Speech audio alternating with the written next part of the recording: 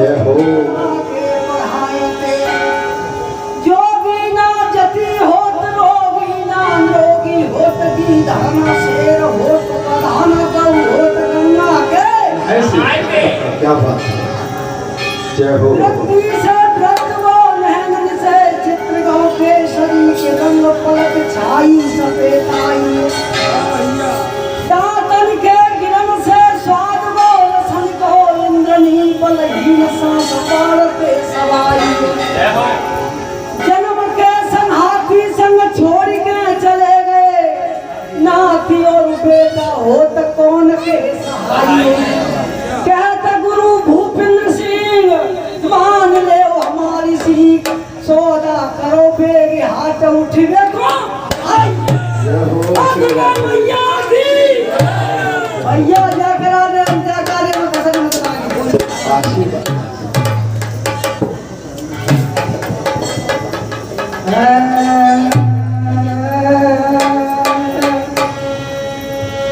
देखिए सुदामा भक्त पर बड़ी परेशानी हुई क्या परेशानी आ गई भैया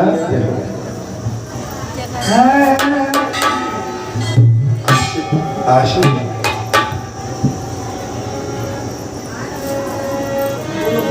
और टूटी छान भीग दो टूटी उसमें था मालिक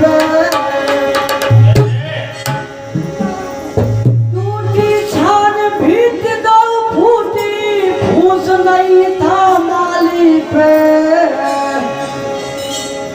और कैसे नींद लगा मेरे सैया टपका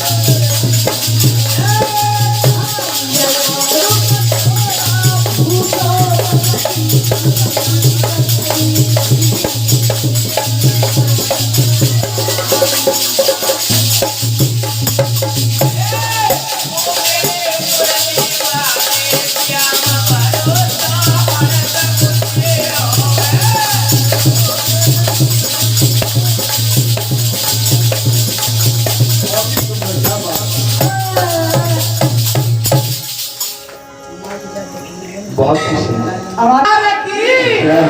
जय हो और हमारी जो मैया और भवन में बैठी हुई है। कैसे बैठी भैया और थोड़ा सा इनके दो बोल कहूँगा महाराज जी के बेचना देवी मैया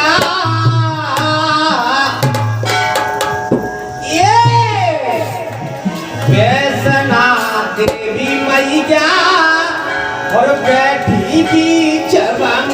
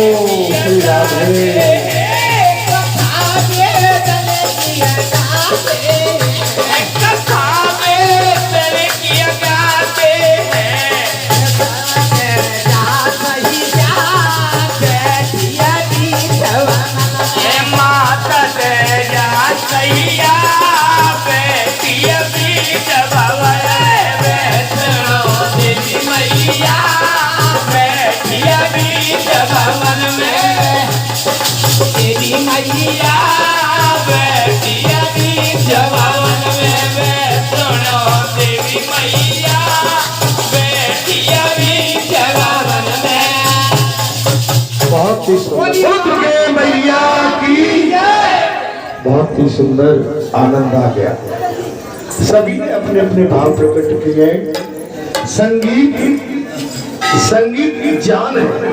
संगीत वो होता है जो मुर्दे में भी जान डाल देता है। संगीत के बगैर ये संसार अधूरा है। जैसे एक पतिव्रता नारी का उसका श्रृंगार है, वैसे ही इस सृष्टि में संगीत भी होना आवश्यक। माइक बंद करो, सभी माइक बंद। संगीत उड़ते हैं पेपर। संगीत के बगैर ये संसार अधूरा है। अभी संगीत हुआ, आनंद आ गया, सभी ने भगवान की कथा को अपने कीर्तन संकीर्तन संगीत के माध्यम से अपने विचार प्रकट किए। भगवान का नाम माध्यम कोई भी हो, बस लेते रहिए, उसी में कल्याण छिपा। अभी बात चल रही थी हनुमंत कुंड की, हनुमंत कुंड की महिमा, हनुमंत कुंड के दर्शन और उसमें स्नान करना, जाने जो नरक में भी जाने के लिए है उसका भी बचाव हो जाता। और अभी आपने सुना कि एक राजा के 100 रानियां थी, लेकिन उसके पश्चात पुत्रहीन थे। लेकिन ब्राह्मणों की वेदवाणी के माध्यम से राजा ने 1 महीने हनुमंत कुंड में स्नान किया और 100 की 100 रानियां गर्भवती हुई, 100 पुत्र हुए। मैं ईश्वर की कथा, ईश्वर के लिए किया हुआ कोई भी आपका नित्य कर्म, त्याग वैराग्य, दान पुण्य कभी व्यर्थ नहीं जा सकता। संसार में आप करोगे एक बार को उसका पता नहीं क्या होगा, लेकिन ईश्वर के लिए हुआ कार्य कोई भी आपका असफल नहीं होगा, उसका फल अवश्य आपको प्राप्त होगा।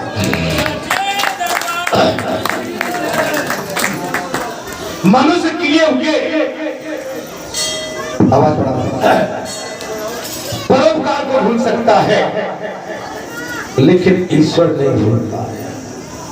ईश्वर ध्यान करता है, ईश्वर की दृष्टि पूरे संसार पर है, संसार ईश्वर का है। अगस्त तीर्थ में स्नान करने के पश्चात ये तीर्थ की बात चली कि तीर्थ में कैसे रहना चाहिए और क्या साधना करना चाहिए, और तीर्थ का मतलब अर्थ क्या होता है, उससे क्या लाभ है।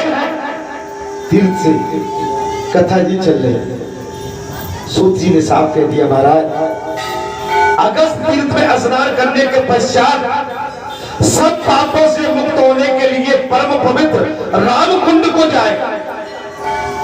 राम कुंड भी है हमारे भारत देश में, असंख्य तीर्थ है, असंख्य अगणित। हम अपने देश में रहकर भी अपने देश के तीर्थों को ध्यान में नहीं लेते, ना उनको नमन करते हैं, ना उनका दर्शन कर पाते हैं। चलिए सब जगह तो नहीं जा सकते, लेकिन आप एक जगह स्थिर हो जाओ, आपका कल्याण तय है। आप इस समय इस तीर्थ में बैठे हैं, आपको भटकने की आवश्यकता नहीं है। मैं सत्य कहता हूं कि अपना सब कुछ समर्पित यहाँ कर दो, आपका कल्याण यहाँ से निश्चित है कि आप वैकुंठ के वासी बन जाओ।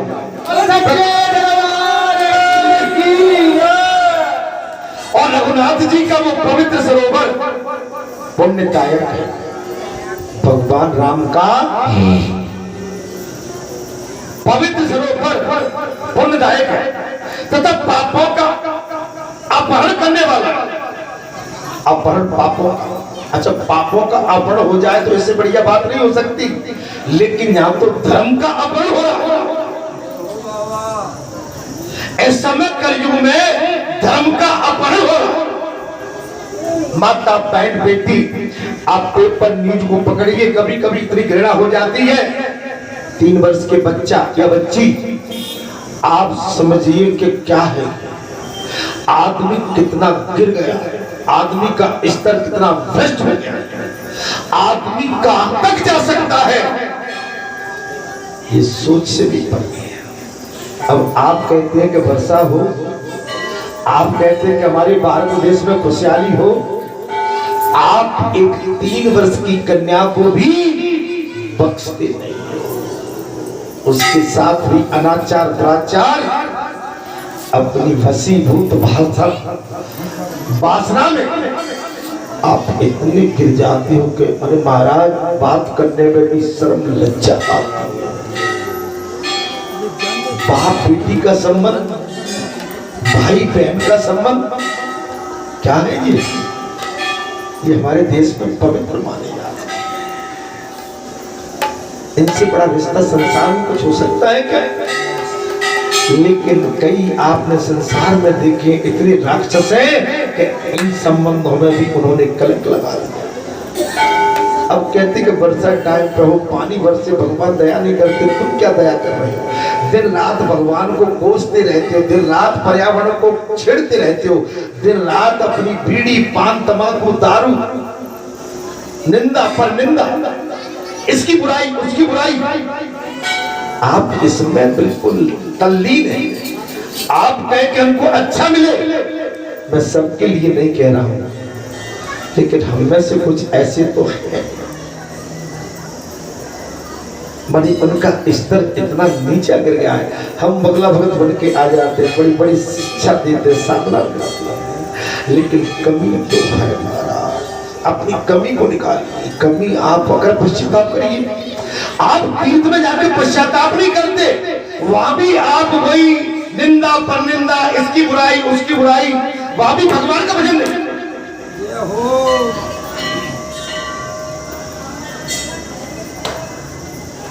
जो राजस प्रवृत्ति के होते हैं तीर्थों में जाके वहां भी आपको गाली दे रहे हैं। हम जैसे कही है, आपको वहां बैठे बैठे भी पूछ रहे हैं, क्या इससे कल्याण है? क्या इससे कल्याण तय नहीं है आपका। आप अपने आप को जब तक निर्दोष साबित नहीं करेंगे, निर्दोष साबित कब होता है? जब आप आ जाइए, आई ऐसे ही आ जाओ, हाँ ऐसे ही आइए। जब तक आप अपने आप को निर्दोष साबित कर सकते हैं पश्चाताप से, आपने जो कुकर्म और बुरे कर्म किए, आप पश्चाताप करके भगवान के सामने रोइए, गिड़ाइए और कहिए कि हमसे ये अधर्म हुआ है।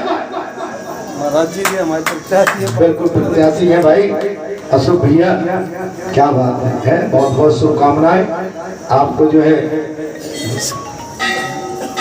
आशीर्वाद मिला है बाबा महादेव का। अब महादेव बाबा के आगे तो भाई कौन टिक सकता है, जानते ही। और अशोक भैया, हाँ मैं तो आपको आशीर्वाद, बस कि आपकी विजय भव उठता मिले, आपकी विजय भव, विजय भव। बहुत ही सुंदर, अच्छे सुंदर सुशील प्रत्याशी हमारे पप्पू सरपंच जी का भी इसमें बहुत योगदान है। और एक अच्छे माने कहते हैं प्रसिद्धि है, एक अच्छे प्रत्याशी है और भगवान इनकी सुने। और मैं कह रहा हूँ कि महादेव बाबा के आगे कौन टिक पाएगा? विजय भव में तो इतना ही कहूँगा, इसके आगे कुछ नहीं होगा।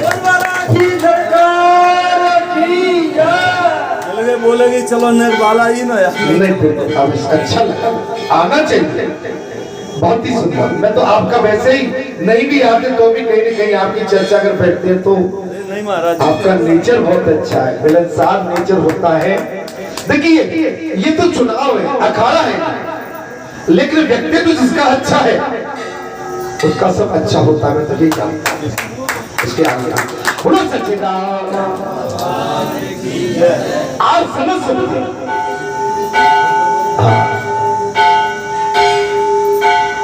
आप समझ सकते हैं इसमें राम कुंड के किनारे टूटा हुआ थोड़ी सी भी दक्षिणा वाला यज्ञ भी पूर्ण फल देने वाला। आप भगवान का नाम कहीं भी एकांत यहाँ लोगे ना तो यहाँ तो कई गुना बढ़ेगा, क्योंकि हनुमान राम जी के नाम से बहुत खुश होते हैं। इनका एक ही उपाय है, इनको अगर मनाना है तो सीताराम सीताराम गाएगा, बस आप बस सब काम करेंगे। इनका आहार क्या है, इनका मिजाज क्या है, ये क्या चाहते हैं कि भैया मेरे प्रभु का सीताराम सीताराम का कहो और मुझसे जो काम चाहो तो कराते जाओ।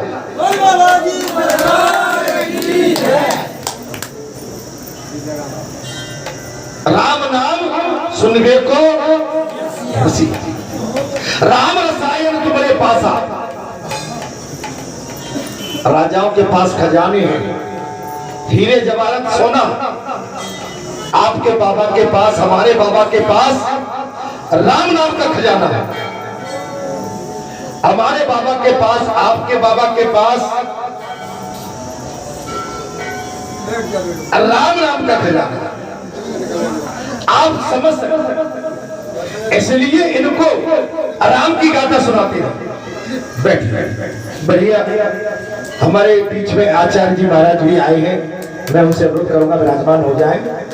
अर्थात इसी प्रकार स्वाध्याय और जब भी थोड़ा सा भी हो तो वो पूर्ण फल देता है। आपका भाव अगर पक्का है, भाव अगर थोड़ा सा भी है तो पूर्ण फल देता है। आपका एक घड़ी, आधी घड़ी, आधी में आपका भाव, आप बालाजी पे आए तो जब घृणा और द्वेष और प्रतिद्वंद ये नहीं, यहाँ पर समर्पित भाव चाहिए। भले ही एक पल के लिए, आधे पल के लिए, वो पूर्ण फल देगा। जब भी थोड़ा सा भी हो वो भी पूर्ण फलदायक होता है। कथा कह रही है, सूत जी कह रही है, हे ऋषियों, अगर आपकी थोड़ी सी भी साधना हो, थोड़ा सा भी जब हो, पूरा फल प्राप्त। आप भटको मत, ऐसा मत मानो कि भगत जी जहाँ बैठे फल इन्हीं को ठेकेदारी हो गई, इनको। आप सबको उतना ही फल मिलेगा जितना मेरे पास आएगा। हो सकता है मेरे पास कम हो जाए, आपके पास ज्यादा चला जाए।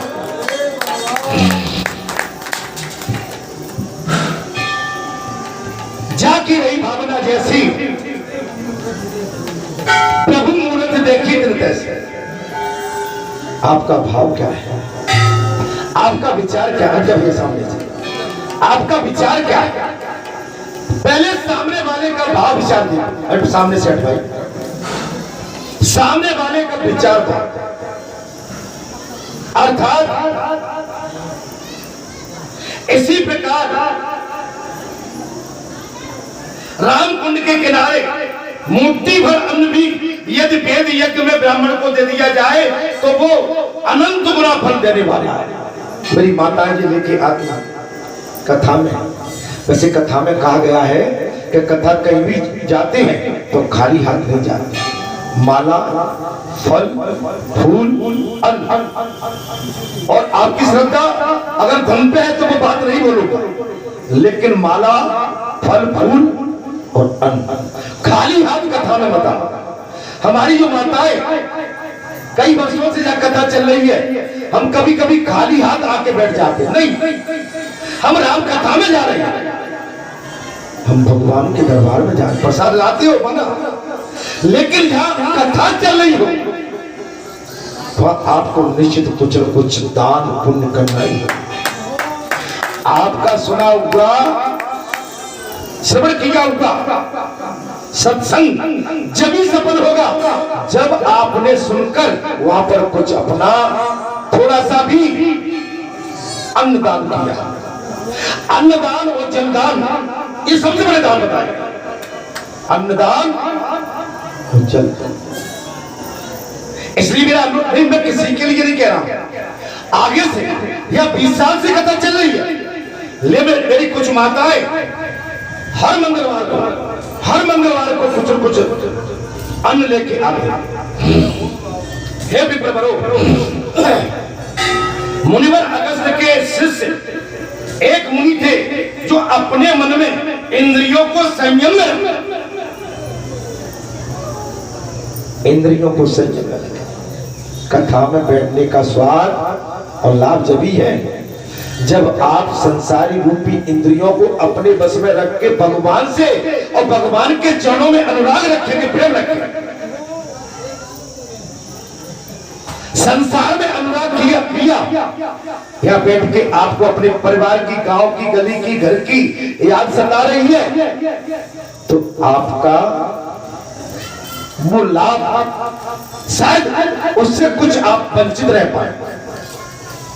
इसलिए यहां बैठ के अपनी पूरी डोर भगवान को सौंप। जैसे गोपिकाएं काम तो करती थी, घर में सब कुछ करती थी, लेकिन अपने जीव की डोर कन्हैया को सौंप दी, ईश्वर को सौंप दी। ये संसारी जो मनुष्य है ना, इनको तो ठीक है, ये तुम्हारे केवल एक ही जन्म के लिए है, लेकिन जो जन्म जन्म का विधाता है, जो संसार का उद्धार करता है, जो संसार का परम पिता परमात्मा है, जो जगत पिता है और जो जगत पति है, जय हो।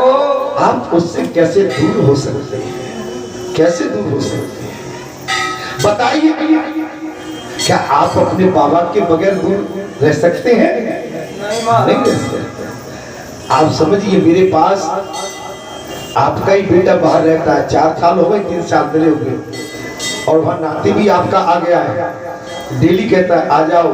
अरे बेटा देखेंगे, जब जैसा प्रभु की कृपा होगी देखेंगे। किसकी इच्छा नहीं होती? क्या मैं जा नहीं सकता हूँ? जा सकता हूँ, लेकिन मेरा मन वहां नहीं लगता है, मुझे अच्छा नहीं लगता है। जय हो। मैं जाऊंगा 2 दिन तो रह पाऊंगा, लेकिन 2 दिन में तुम्हारे 5-7 लाख रुपए फूल के मैं वापस आ जाऊंगा। क्यों जबरदस्ती पैसा खर्च करते हो? अगर तुम्हें करना है तो पैसा जहाँ देते जाओ, मैं उसको उद्धार में लगाता जाऊंगा। तुम्हारा काम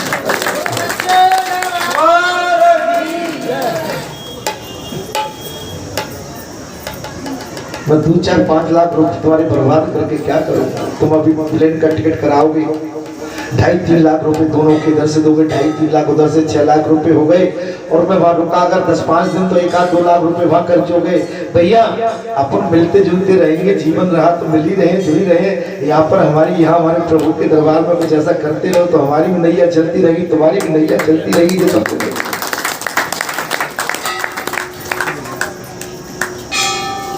मैं वही कहता हूँ, मुझे अगर दारू की आदत होती, तम्बाकू की आदत होती, बीड़ी की होती, तो मेरे बीड़ी तम्बाकू में 100-200-500 रुपए हर महीने के जा रहे होते, हर पल जा रहे होते।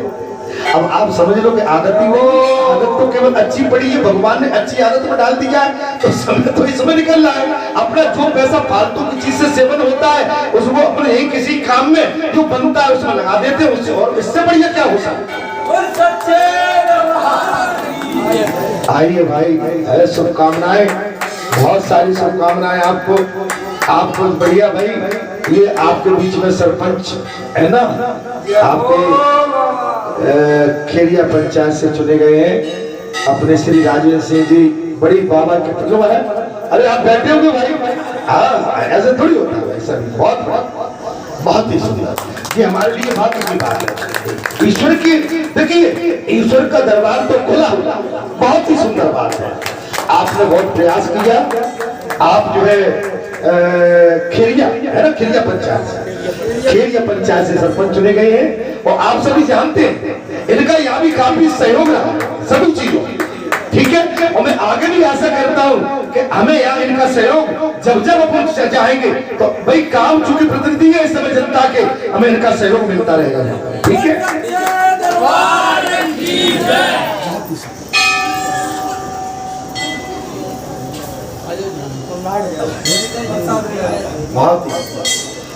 बहुत ही हमारे एक सरपंच साहब और आगे मेरे भाई लड़ेंगे, चलो कोई बात नहीं है, लेकिन बाबा उसमें भी आपकी सफलता देगा भाई, है ना। हम तो सोच रहे हैं कि सभी सरपंच बन के आए तो हमारी सभी सुनते रहे।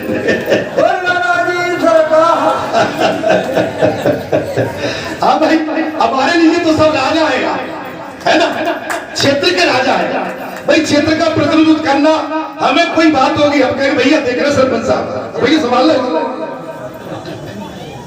हमारे लिए तो खुशी की बात, ठीक है।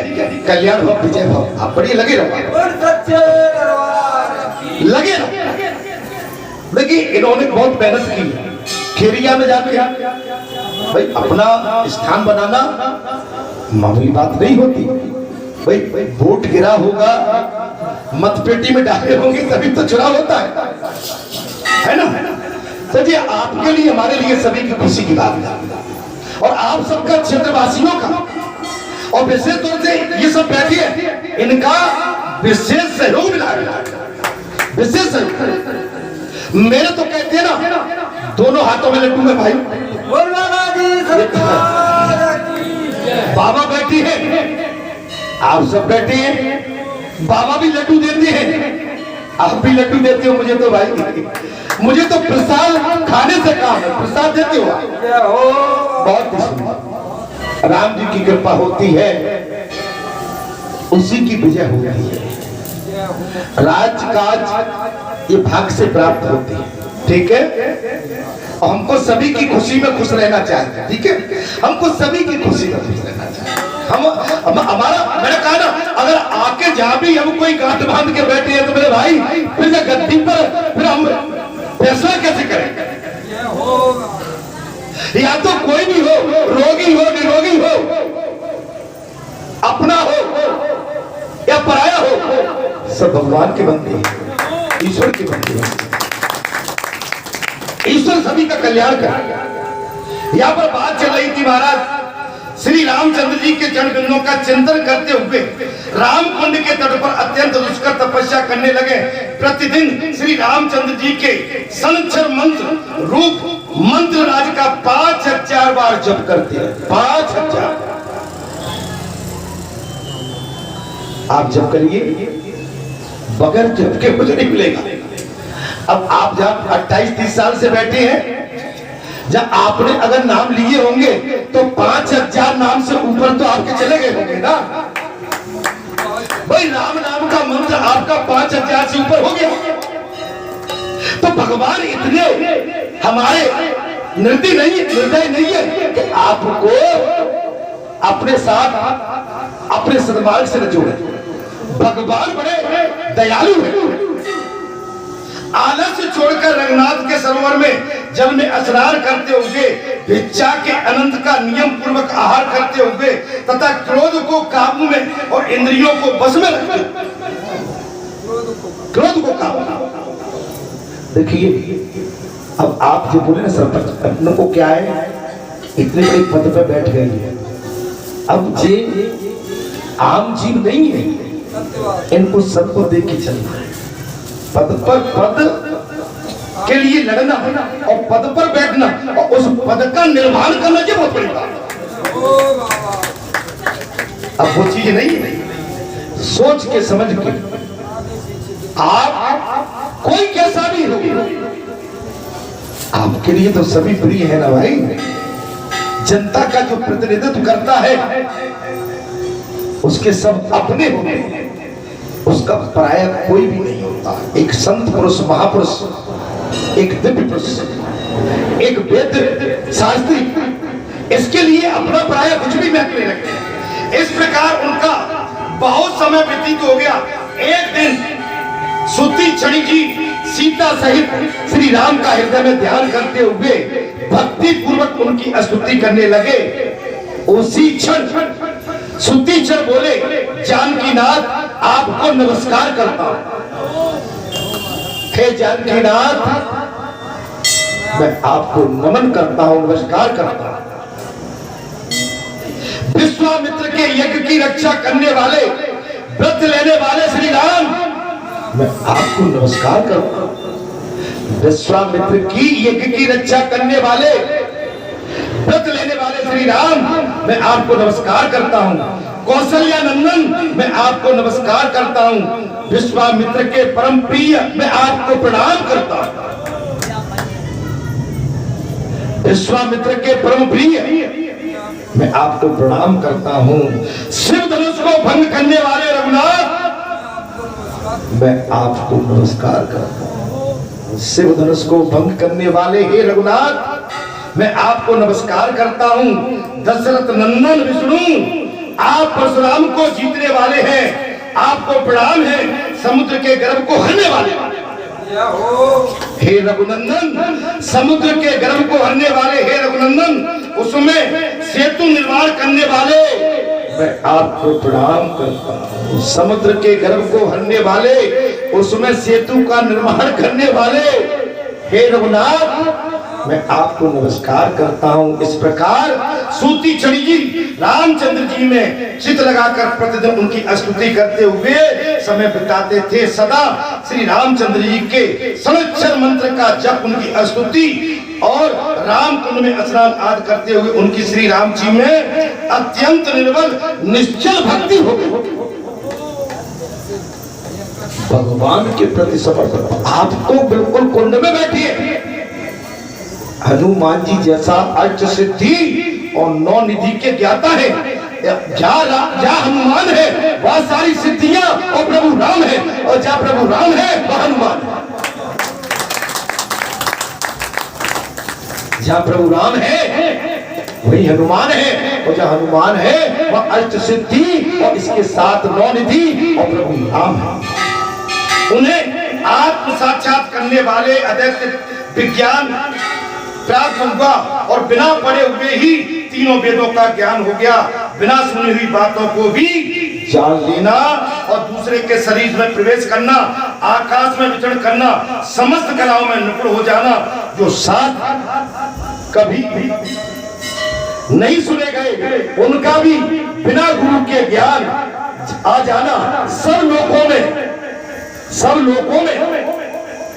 बैरिक ठीक आना और इंद्रियान विश्व का भी साक्षात्कार होना, देवताओं से वार्तालाप होना और चीटी आदि वस्तुओं से भी बातें समझ लेना, तथा ब्रह्मा विष्णु शिव के लोगों को भी चले जाना, जो योगियों को प्राप्त होने वाली एवं अन्य द्रव्य सिद्धियां वे सभी श्री राम तीर्थ संबंध से श्री सूत जी को प्राप्त हो गई। उस समय ऐसा ही आप भक्ति सच्चे मन से करें। अगर आपकी भक्ति सच्ची है तो परमात्मा की दया कृपा आप पर साक्षात होती है। आप जब भी याद करो तब ईश्वर को करिए। अपना आप संसार में आए हो, ऐसा नहीं कि आप अपना मानवीय कर्तव्य संसार में नहीं निभाइए, लेकिन सत्य धर्म और इंसानियत के साथ। हमारे कारण किसी इंसान को कोई परेशानी न हो, लेकिन इंसान स्वतः परेशानी अपने मन में ठान ले, उसके लिए हमारे पास कोई उपचार नहीं है। लेकिन आपके किसी कृत्य के कारण किसी दूसरे को पीड़ा अगर कोई मन में वैसे ही द्वेष, मैंने कहा द्वेष, इसमें कथा में करके द्वेष नहीं करना चाहिए। अगर मन में कोई द्वेष करे बैठा है तो भाई उसका उपचार तो संसार में है नहीं। अगर आप अनायास किसी पर शंका करके बैठ ही गए, आपने किसी को अपना पक्का विरोधी मान ही लिया, तो इसमें उस इंसान की कोई राजनीति या विकार नहीं है। ये तो हमारी समझ का खेल। अगर हमारे मन में कुछ अच्छाई है, ये तो हम इंसान हैं, न कोई किसी का बुरा कर सकता है, न कोई किसी का अच्छा कर सकता है। यदि आप अच्छा करोगे तो आपकी अच्छाई आपके काम आएगी, आप यदि बुरा करोगे तो आपकी बुराई आपके सामने आ जाएगी। इसी भाव के साथ मैं यह कथा को विराम देता हूँ। अगले मंगलवार को जो आपका दास, आपका सेवक राम तीर्थ, लक्ष्मण तीर्थ और जटा तीर्थ की महिमा को आपके सम्मुख फिर से या कहेंगे। जब तक के लिए मुझे अनुमति आज्ञा। 12 बज गए हैं, गर्मी अधिक है, ठीक है, गर्मी अधिक है। मैं आचार्य जी को कोटि कोटि नमन करता हूँ, प्रणाम करता हूँ, साष्टांग दंडवत करता हूँ। आप जैसे भक्तों को, संतों को साक्षात दंडवत करते होंगे। माताओं, आपके चरणों में सिर झुका के, आपके चरणों की रज को उठा के अपने माथे मस्तक पर धारण करता हूँ। मेरी कटु वाणी से पीड़ा आपको हुई हो तो मैं क्षमा चाहूंगा, लेकिन मेरी कटी बाणों ही सत्य है और सत्य में कहते। अगर आप मेरी वाणी पर चले जाएंगे तो हमारा, आपका, सबका, इस क्षेत्र का और पूरे राष्ट्र का और इस धरती का कल्याण ही कल्याण चाहता है।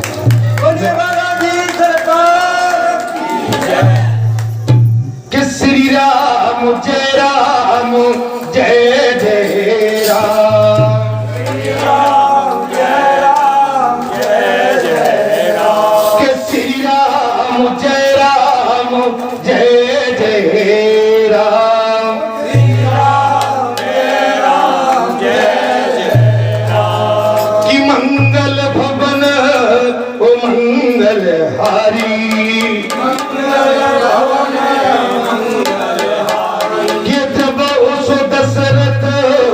अजर बिहारी, कि दीन दयाल बिरुद संभारी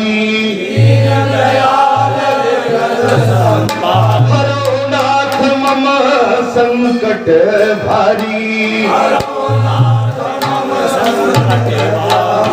हे रघुपति चरति देखि पुरवासी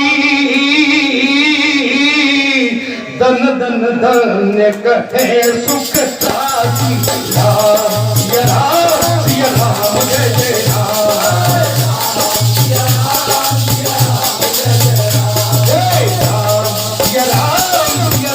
जय जय राम ओ राम राज बैठे त्रिलोका हर्षित भय गए सब सोता राम जय जय राम जय जय राम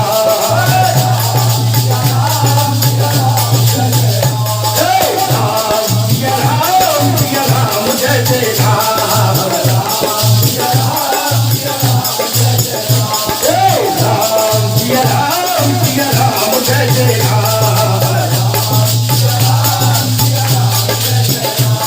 ओ राम कथा सुंदर करतारी संशय विहग उड़ा बनहारी राम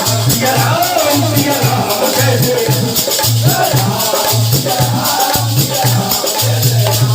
हे राम जय जय राम ओ राम कथा कली बिटप कुठारी अरे साधर सुनो गिर राजकुमारी राम जय जय राम हे राम जय जय राम अंत में एक ही बात है वो कथा विसर्जन होती है सुनो वीर हनुमान राम सिया राम जय जय राम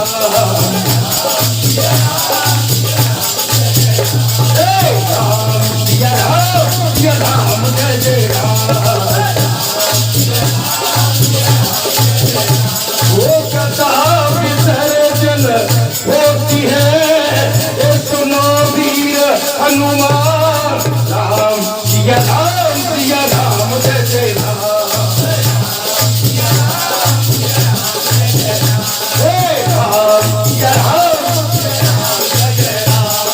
वो भोजन जहाँ से आए हो भोजन वहाँ तेरा जो दिया राम जय जय राम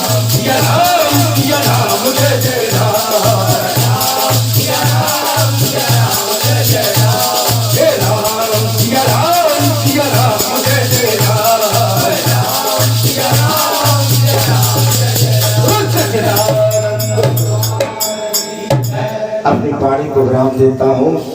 बाबा की आरती होगी, सभी स्वयं से आरती गाएं, भगवान की स्तुति करें। आप सभी को आज का ये दिन बहुत ही मंगलमय हो, आनंदमय हो। आने वाले कुछ दिनों में आप समझेंगे कि हमारी गुरु पूर्णिमा का महापर्व भी आपके समक्ष आ रहा है। बहुत ही आनंद हर्ष का हमारे लिए ये वातावरण बनने वाला है, क्योंकि गुरु पूर्णिमा के बाद श्रावण मास लग जाएगा और श्रावण मास पूरा भगवान शंकर का होता है और उसमें भी जय जयकार भगवान शंकर की होगी। और भाद्र में जन्माष्टमी भगवान कन्हैया का जन्म अवतार है और गणेश जी का भी महाव्रत है, गणेश जी पूजा भी है। और साथ ही भादों के महीने में और भादों के बाद पितृपक्ष है, तुम्हारे आपके सामने, आपका कल्याण हो। जय श्री राम, जय हनुमान।